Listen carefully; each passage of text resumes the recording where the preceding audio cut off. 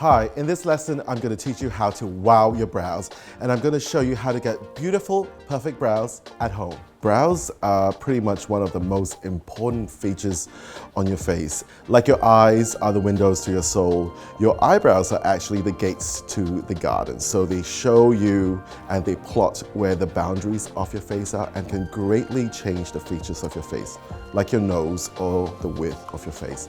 So it's actually a very important yet discreet feature that you should never ever ignore. There are so many brow products, textures, formulas that comes in a powder form, a wax, liquid form, a felt pen, and where do you start from it? So for me, I do get intimidated sometimes what the undertones are, whether they are too brown, too gray, and all of that. So a rule of thumb is to make sure that your brow product is a little lighter than your brow hair. And also, a lot of girls ask me, do I match the brow color to my hair or to my brow hair? It's always to your brows. Because what you're trying to achieve is a shadow over your brows rather than painting it on. So if you see those brows on the internet that looks like stickers or they look like tar paints and it's like totally sharp, that's really not natural. In fact, it freaks me out. Just a little bit. We like to keep the brows structured and soft and natural. So think about it, when your brows are well executed, they look polished, they look put together and expensive. If you never went out and bought a brow product, but you do have some eyeshadows, don't worry. If they are matte and they're kind of in the mid-tone, you'll be fine. All you need is an angled brush. So these are non-sparkly eyeshadow. That is a sparkly eyeshadow. That's a matte eyeshadow. Do not put a sparkly eyeshadow on your eyebrows, maybe for Saturday night. Always go for a matte eyeshadow. And test it at the back of your hand because you don't want to put too much product straight onto your eyebrows, and it's really hard to blend and spread it out because your eyebrows are in a little tiny space. When you're in doubt to go for darker or lighter, go for the lighter first. And if you need more pigment and more depth, you can always add on the darker color. If you haven't got a slanted brush, it'll be good to invest in one. Take care of it because this will last you until you retire. This has lasted me for a long time. This is great for eyebrows, this is great for eyeliners, and anything that pretty much comes in a gel form, you can use a slanted brush. Now, if you find that you don't have any eyebrow shadows or eyebrow waxes, why not try an eyebrow pencil like this? Not all eyebrow pencils are made alike. They come in a variety of shapes. The ones that I love most are the self-sharpened ones, which means that you always get the precision every time you apply. These are great for beginners because it's a slower product because you can really go in and draw in the hairs. So we have another pencil that has been designed differently, a special spoolie in the end, which is always a bonus.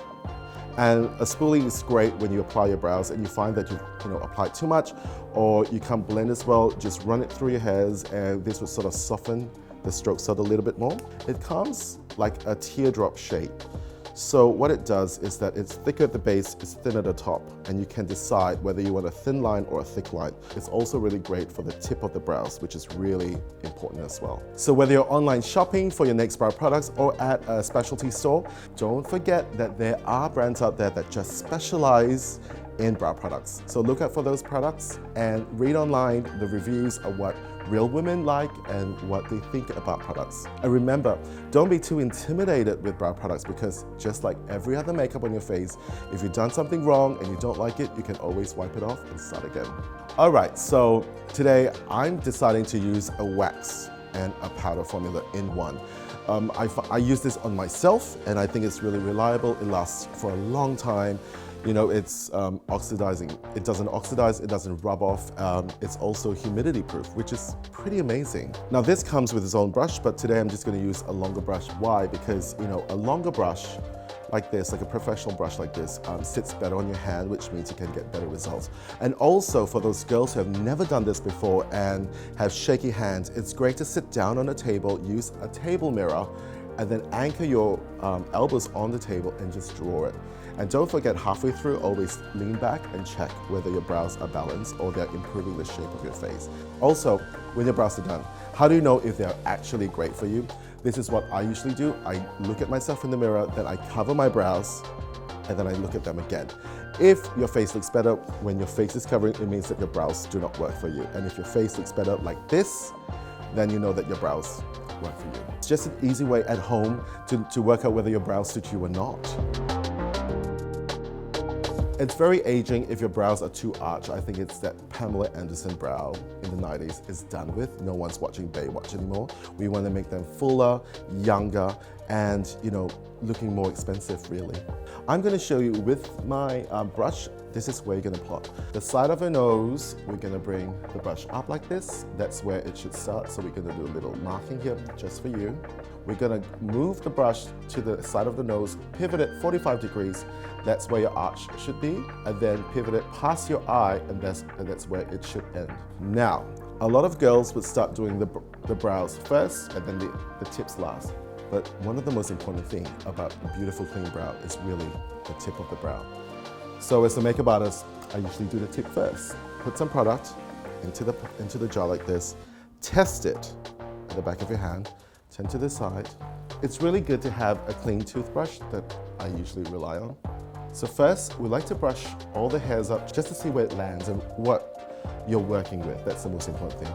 And then we're going to do the first stroke, which is on the underside of the brows, and we're going to do a first stroke. And some of you probably would have overplucked in the 90s or the 80s or whatnot. Don't worry, I usually like to fill them and make brows a little straighter so that you just look a little bit more intelligent, sophisticated, and you have like a really expensive finish. And you see that triangle? I'm going to fill that in. That little gap over there, I'm just going to fill it right in. And we're going to paint it backwards like this, never in one straight line. Make sure that the tip of your brows are clean and pretty. So I'm going to do the underside. Some people say never to paint over your brows. I think that's not true. I paint my brows higher so that my face looks lifted. All that jaggedy edge, we're going to fill that in as well. And from the front, from the start to the end, we're just going to do this.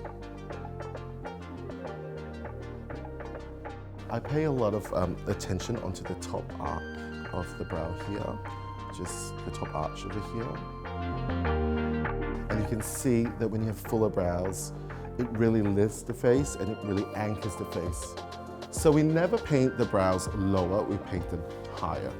So how thick you want the brows and how strong you want them, I like them quite strong. Always use a toothbrush or a spoolie, brush them up and see whether it matches. And I think it's really pretty, don't you think? And to the front of it, when you have a slanted brush like that, you're going to pivot it around and you're going to paint it upwards so that you could mimic little hair strokes. Remember, don't go crazy in the front. We don't want hairy brows. A lot of girls think that, by having a smaller nose to shade the side of it.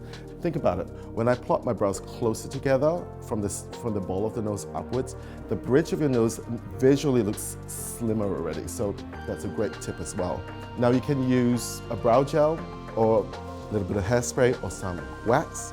Spray it onto a clean spoolie like this and make sure that you take your time to brush it upwards. Now look at that. It's a world of a difference. If this is your first time doing your brows with a brand new product, you might want to try it at home first by yourself. If you sort of make a slip and you find that the shape is not right and it's too much product, use a clean spoolie and just go through it like this, and that should blend the product out like this. So for Asian girls, I would love to use a brown gray kind of color because of the hair shade. Now redhead, you should use an auburn color, but for really blonde girls, maybe go for an ashier color. I mean, that's really pretty and very natural.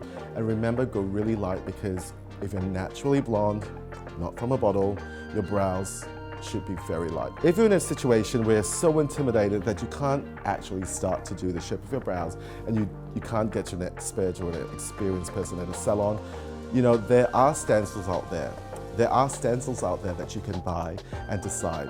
Now, for me, I would love a brow that's a little straighter than too curved, because I think that's very old-fashioned. And I think women do want to look stronger and more intelligent, and I like to give them that kind of beautiful, young, almost Brooke Shields kind of brows, because I think they're so beautiful. You know, when you've got good brows, it's a total game changer. As you can see, I've only used one product so far, and it has transformed the face. I know brows can be really intimidating, but I've simplified it for you so that you know everything about the world of brows. And don't worry, if you haven't got it right the first time, you can always rewind this episode, go back and watch it, practice, practice, practice until you get those beautiful, expensive brows.